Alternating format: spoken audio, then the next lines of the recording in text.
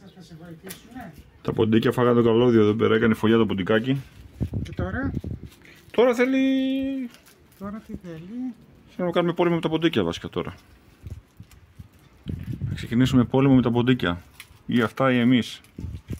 Όχι, τα έχω εξολοθρεύσει. Αυτό φαίνεται και κάποιο έτσι εκεί πέρα. Και είναι και μεγαλότσικο, τροφαντούλικο, τρώει καλά μάλλον.